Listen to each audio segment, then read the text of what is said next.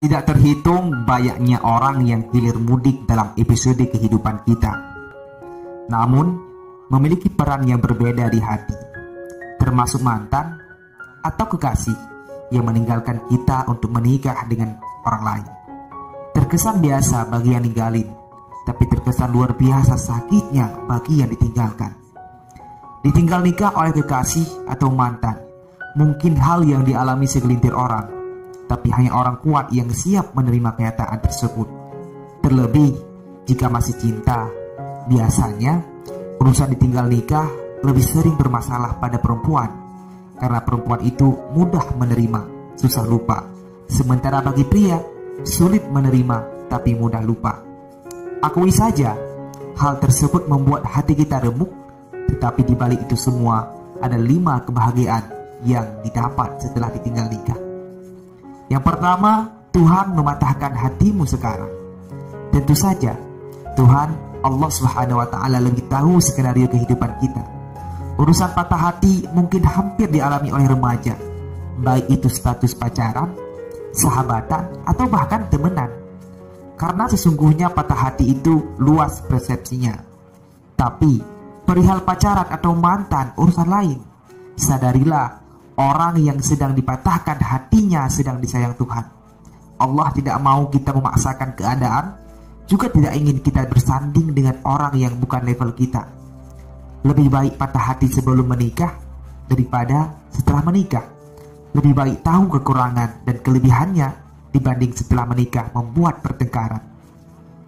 Yang kedua, masih banyak PR yang harus dikerjakan. Karena usia yang tergolong muda, rentang 18-22 tahunan, masih banyak tugas di bahu kita seperti membahagiakan diri sendiri dan membahagiakan orang lain.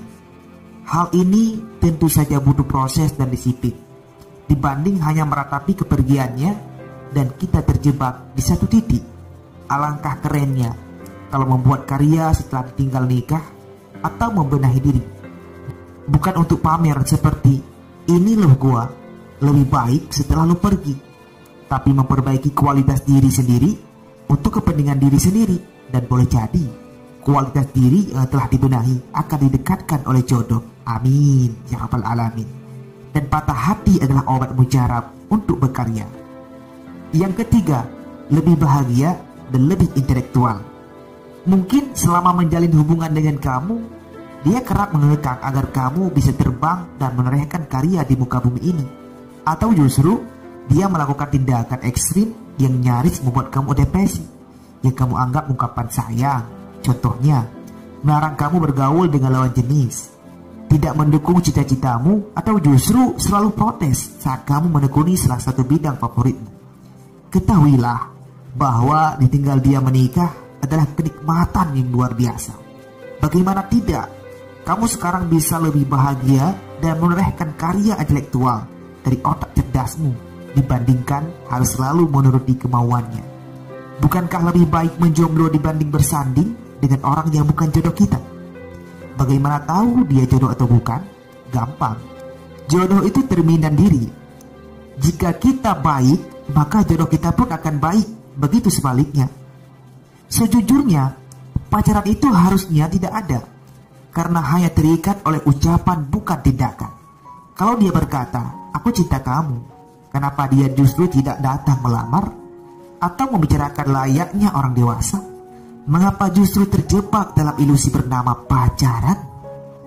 Yang keempat, sadar diri dan mau membersihkan diri. Perihal bersuci bukan hanya saat menjalankan ibadah, tapi juga menyegar dan memperbaiki lagi apa yang selama ini kurang.